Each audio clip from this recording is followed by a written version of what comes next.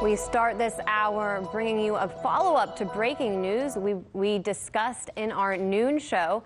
An Su-27 fighter jet crashed in Ukraine during joint military exercises with the United States, killing both an American and a Ukrainian pilot. The accident reportedly took place during a simulated combat flight. The drills are part of large-scale NATO aerial exercises, which began on October 8th and will run until the 19th. The crash came just hours after reports surfaced in Israeli media on another story, alleging a secret military delegation from Israel and the United States visited Ukraine recently in order to test the Russians' S-300 missile system. The report, based on Russian and Syrian sources, say the Ukrainian military provided training to Israeli and U.S. officials on how to best evade the Russian defense system. Russia recently delivered the S-300 to Syria following the downing of a Russian military jet in the country. With Ukraine in question, we're joined now by former U.S. Diplomat Jim Jatras.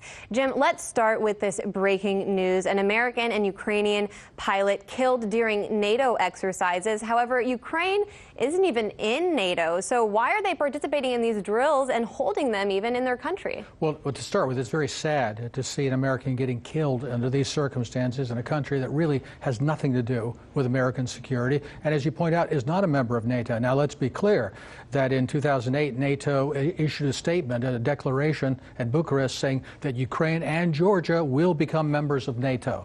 And this is clearly directed against Russia, that the Russians took this as a red line. And unfortunately, whereas Donald Trump said during the 2016 campaign he wants to improve ties with Russia, meanwhile, all the people in his administration who represent the establishment that's got a bipartisan animus against Russia have been working very diligently to turn the screws, to increase the pressure, and even now we see to participate in military exercise on Russia's doorstep in Ukraine, with which we do not have any kind of alliance relationship. And that's not the only success.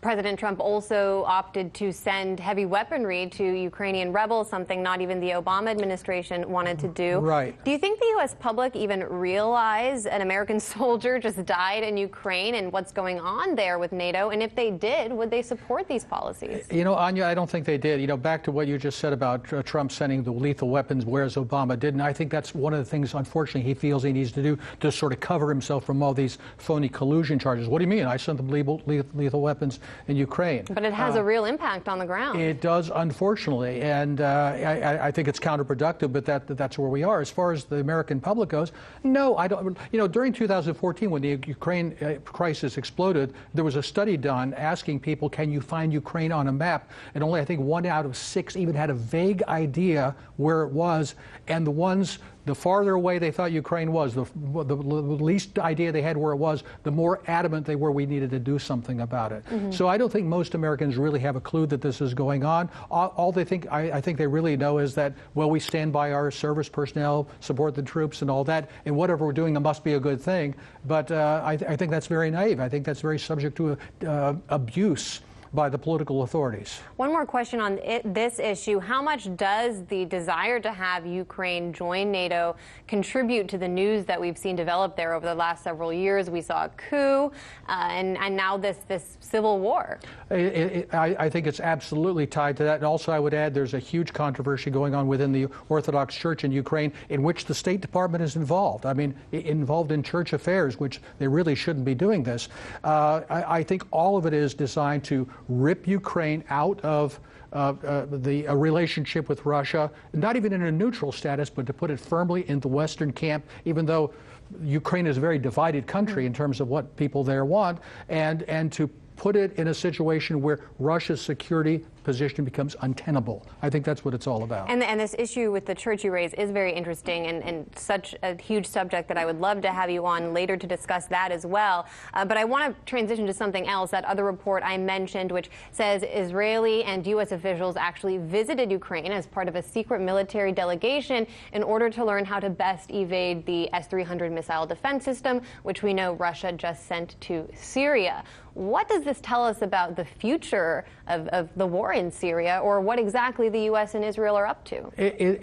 Unfortunately, I think it means that some elements in the United States, the Israelis and maybe other groups that have been supporting the terrorists over the last 7 years, can't accept the fact that they've lost, that the Assad government with Russian support has won the war, that it was a huge mistake for the Israelis to get involved with that episode a few weeks ago with the downing of the Russian illusion that killed 15 servicemen and led to the deployment of the S-300s. In order to prevent that kind of thing from happening again, they're trying to find another way to skin a cat, which all boils down to saving al-Qaeda in Idlib province. That's, there's only one area of Syria that the terrorists still control. The Syrians are bound and determined to recover it. They will recover it. The question is how much danger is the U.S. government, and again, I hope the president is not really fully on board with this, the U.S. government, the Israelis, the Saudis, who've got their own problems, of course, these days. How diehard are they about trying to pull their chestnuts out of the fire, save al-Qaeda, and still stage a regime change in Damascus?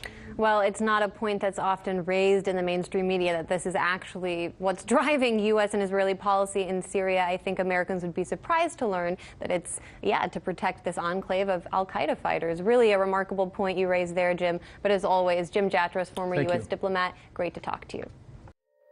Hey YouTube, thanks for checking out our channel. We hope you enjoyed the video. We have tons of content for you just like this. For more of RT America's one-of-a-kind news and analysis, be sure to subscribe and never stop questioning more.